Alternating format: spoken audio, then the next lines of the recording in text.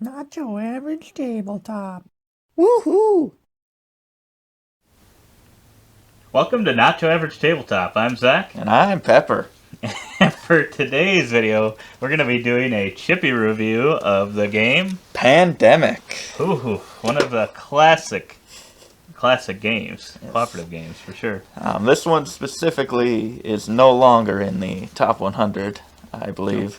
But the games that have spawned from it, the seasons 1, 2, and 0, I don't believe they're all in there, but some of them are. I think, is it number 1 that's ranked 2 still? I think, yeah, number 1. And actually, I can't remember. I think I looked at 0 recently, and it was surprisingly in like the top 2 or 300 already. Oh, wow. Which, I mean, I could expect it getting up there, but it seems pretty quick considering it just came out this last year. Yeah, some of these games just have that power to shoot to the top. Mm-hmm. So, starting off, we got core mechanics. What'd you give it? I gave it a 9 out of 10. Starting off hot. It's pretty hot. It is pretty simple. Like, the base of the game is pretty much you have to cure 4 diseases, and you need 5 cards of each of those colors, unless you have a special ability or something. But I think one part I love about the game is the different ways that you can move utilizing your cards and your character abilities to get to different places in the world and meet up with other characters, share knowledge with them, and build research stations, cure the diseases. I love the puzzly aspect of figuring out how to do these in just your 4 actions that you get per turn, as well as the epidemics when they spread. So the deck, you will infect certain cities, and when you draw an epidemic card, those ones that you've already infected will go back on top of the deck.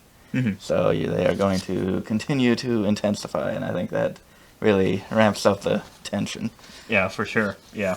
I only gave it a 7.5. I guess for me, it's not as much, but I agree with a lot of what you said for sure. And maybe I should have bumped it up just a little bit more. But yeah, I liked that. And yeah, I liked the fact that even, with all of that stuff, with the epidemic cards, like you said, you can change the amount of those to also change how hard or how difficult you kind of want the game to be. Yeah. Since it's a cooperative game, and you're planning and stuff. Sometimes if you're playing like the hardest mode, which I always force us to play. You just know that trying to be a hero. That next epidemic card has to be coming soon because it's been a while. That definitely ramps it up. Ramps all of that stuff up to the next level. And then once you get a certain amount of cubes in a city, that explodes and spreads the cubes to the surrounding cities, and you better hope that those weren't at the max as well. So it's just going to continue to spread and possibly end your game. Right. Yeah, and I kind of like it's kind of like an opposite of pick up and deliver with those cubes. It kind of seems like deliver and pick up. Yeah. I described it as whack-a-mole. Going around. That's true. These diseases pop up. You go around. No! Get away! Right. So yeah, I enjoyed that part of it, like you said, and how you can get around, use those cards to not only cure things, but use those to also move to those cities, or you have to trade those cards specifically in those cities. Is a fun puzzle, for sure. But yeah. On to history. I have, as I've played it solo quite a few times, I've easily played this 10 times.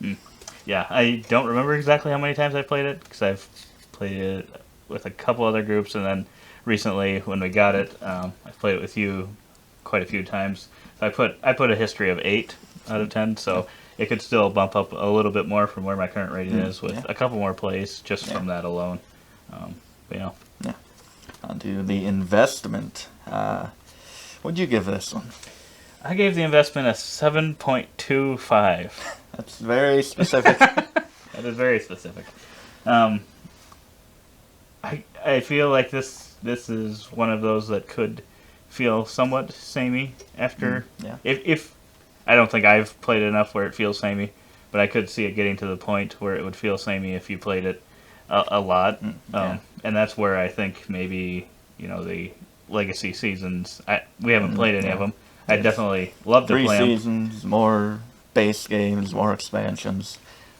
So yeah, Right. Yeah. I think getting that. That's why they have so many of these other things. Is I think, if you played this a lot, I, and it's dependent on if you're playing with the same group. I think you yeah. could just feel like you're doing the same thing yeah, yeah. every single time type thing. But I am not to that point yet. Otherwise, it'd probably be a lower one for me. But otherwise, I think the pace of the game is pretty good, and like you said, it usually seems like it'll ramp up. Yeah. Kind of not usually too fast, but kind of once it does Yeah. speed up a bit. But then there's also times where it might just take off right away, and Yeah. I don't know. It's fun in a way because you're like, okay, is there a way that we can still get out of this? Because you might have it all be the same cubes in all the same area, and then get the epidemic cards right away. So then you're just, like you said, having that trigger that, and so. I mean, I think the timing of the game. I don't think I've ever felt like a game has gone long. No. But yeah, I think another thing with this one is you just need to have the right group of people that are wanting to play it, and also don't have one person that really likes to just take the lead on everything as well. Yeah, I would say so. Even an even more specific number. 8.88 for my investment. Wow. I think it can get samey, but like there are a lot of characters, and I think just even if you add in That's like 10 more characters, that would keep you playing for quite a while. That is true. And I forgot about that. There are the different characters. I think unlike a lot of other games, the kind of pacing of the game can change, where, like you said, it can start off really intense and maybe slow down a little bit in the middle, or else it can just kind of be a slow burn up to some big climax. And I don't know if there's a lot of games where that's variable. Right. But yeah, and even with the characters in the box, there's 7 of them, and you can combo them differently. Like one can move another player, one disease cubes can't be placed near them, so that's a cool combo. I think we might have played with that one. But yeah, just all the combos. And for investment, I think it's a pretty cheap game. I think it's $30 to $40, and it's a very quick one, very easy to get into and play. So yeah, I think it's a great investment. Yeah. For me. Yeah, and I think I guess it could be a little higher for me. For a cooperative game, it is a good one that isn't like a party game necessarily, where party games just you kind of play it until everyone's kind of done with it. This one has an actual end and has a determined win-loss. Party games do have that. Don't get me wrong, but a lot of those, it's like no one's really tracking that. A determined win, loss. Right. It's quite a few ways to lose in the game. Right. But no, yeah, I think it's definitely a solid game for investment as well. On to the presentation. This one's a little different because I like the board by itself. I don't know if it's that great. It's not the best looking. The cubes, it's just plastic cubes. The actual player cards, I don't know if I'm in love with the art on those. But I think together, when you get those see-through cubes on the board, and kind of the colors on the board and the locations, it kind of glows in a way to me. And I think it does come together quite well. And the trackers, the plastic pieces, I think are pretty cool. The pawns they're similar colors, and I don't know if they 100% match their corresponding characters. But yeah, I still thought it was a pretty decent, different presentation. What did you give it? I gave it a 7.75. I matched you exactly. I gave it a 7.75. I really like the cubes that they use because they are see-through, right? Yep.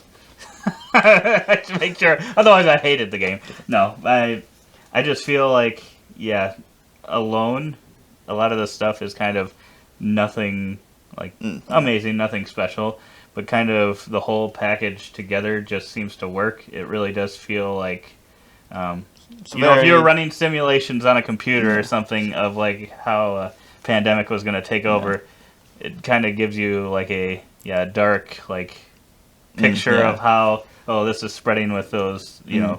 colored cubes and whatnot. I that's the Yeah, kind of think feel I that's get from a that. very, I guess, thematic presentation, if that Sort of. if that is a thing. Yeah, But yeah, if these are wood cubes, it'd be a completely different feel to the game. yeah, for sure. Yeah, I think they chose for sure the best cube type and Yeah. and even not having like, do you think if they would have just been solid like yellow, blue, like No, plastic, Yeah, but- plastic. Would it have? I just don't think it would have felt the same. I don't think so. So that's why I give it a 7.75, and I think the cards are pretty good quality. Yeah, to I think shuffle they're good quality, they're, and they shuffle really nice. And mhm. And they're not like flush up small or nice. something. Yeah. So yeah, that always gets a win in my book when you don't have small cards. They're horrible to shuffle. We got preference. Preference. I ended up giving it a 7 for preference. It's me more personal here because I'm not always in the mood for cooperative games. I usually just like the I don't know, I like the mathy Euro games that yeah. I can understand some people don't like that as much either. I can see how some people wouldn't like that. But yeah, I'm not always into cooperative games, but I think when I'm in the mood for a cooperative game, especially depending on who I was going to play it with, I think it's also dependent on that for me as well. Yeah. Who's kind of there to play it. Depending on that, I would either go more towards this game or further away from this game, depending on who I was gaming with at that time as well. So that's why I don't think it can be too high, but it is one that I'm definitely willing to play. I think it's right up there with like the code names and stuff for well, that's more of a team one, I guess. Yeah. But cooperative, I guess I was comparing it to sort of the party game type thing. I was comparing it also to like a Just one, which is one of my favorite ones. But that's obviously if I want a little more game to it versus like the party games, kind of that next level, but still a cooperative experience. I think this is a really good one in my mind. I gave it, I mean, as you can tell, I love the game. I gave it a preference of 10. 10. Oh my gosh! I mean, it says in the spreadsheet how likely you are There's a lot of to people pull it that off get- the table, and I think especially for my solo gaming, being so quick to set up and quick to play, and I also forgot to mention the initial infection of the cities is the best part of the game. Just being like, oh no, just draw yellow card after yellow card after yellow card, and Right. we're Yeah. screwed. Yeah, I suppose then that can kind of determine the pacing of the game right off yeah. the bat. Kind of what you pick, Yeah. for sure. But yeah, it's just so quick, so easy to play, and you hit the nail with the simulation feel of it, because you really feel like this is just going to be randomized, and I'm going to try to survive. And I could see some people not liking that and that control, but like I can just roll dice against each other and have a great time. So I can have a lot of fun with simulation type feel for a game. Yeah. It's got me on the edge of my seat. Do you think this would be one you would play? I guess depending on player count, would that change your thoughts on if you'd want to play it or not really? I've only played it solo and 2-player. It probably would change. That might slow it down a little Yeah. bit. Do you think if the game was slower, would you like it as much? It would probably I think- hit it a little bit, I Yeah. think. I think that would be the thing with this game is, I think 2 players is really good. You definitely, if your group knows how to play the game, Yeah. I think 4 players would be good as well. But this, the snappiness of just 2 players is pretty good. With or more 1 player, players, I'm you'd sure. be like, okay, what cards do you have? What cards do you have? And I think that could be a little much to handle. So how about it factor? I'm guessing It- I know what you put there, possibly. It factor. What do you think I put that it factor? Another 10? Another 10. No, I put a 7. Because I thought this was actually a high rating for it. It does. Maybe that's just because I played it so much and I know it so well, so it doesn't feel that unique to me anymore. But I still do think it is unique with the whack-a-mole, as I put it, running around trying to put out the disease, and instead of a lot of games where it's collect these resources, maybe fulfill this order type of thing. So it may not be that unique overall in the community, but to me, I don't have a lot of other games that are like it. So yeah, it gets a 7 for me. Yeah, I ended up giving it a 5 because, yeah, I do like the simulation look of the game, and that kind of gives it a different feel from a lot of other games for me.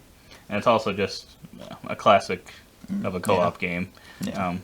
It's not different from everything out there, because there are some, like the Forbidden series is a similar feel, and I'm sure there's other ones out there that kind of do a similar thing, but I think it was kind of the first one to do that, and I think so. the way they do it, and kind of the theme, so to say, it really comes through for this one. Sure. What else did I say? Oh, it can also definitely produce stand-up moments. Oh, for sure. For sure. So that's why I had to give it at least 5, because it's one of those that you're like, oh, we pretty much need to get it this turn. You're like, okay, we've got it one this turn, but we got to draw 4 cards before that. Right. So. And 3 of those kill us. Right. 3 out of however many. So yeah, that's also a great thing that some games just don't do, but this one definitely does that. Yeah, for sure. So, your total first. My final rating is a 7.3, with the main hits being that it's a cooperative game, not always in the mood for that, and just I think it depends on the players that I'm around, but otherwise it's a solid cooperative game. So if I'm in the mood for one, this is definitely one that I'll be pulling out, and I'd definitely recommend it for people if you've never tried it and you're into cooperative games. That'd be kind of surprising to me if you're really into cooperative games and you never tried it, but I would definitely highly recommend it then. Yeah. I ended up giving it ended up being, I guess, a 9. I would like to add another at least 0.5 on there, but that's how the CHIPPI scale rated it. But yeah, it is. I agree. Definitely try it out. And I think it's weird because it's kind of the big name for cooperative games. And to be one that's still so approachable, and possibly one of the entry games into that genre. I would say that's something special, to still be that big name in the genre, but also be one of the welcoming games in it too. Yeah, for sure. That's a great point. But yeah, those are our final thoughts on Pandemic. What are your thoughts on it? Who's closer to Who's you? right? Which Pandemic Legacy, is the best one? We got to definitely play those. Oh, we got to get them. And then let you guys know what we think. Maybe spoilers. But otherwise, we will see you next time. Keep on nibbling.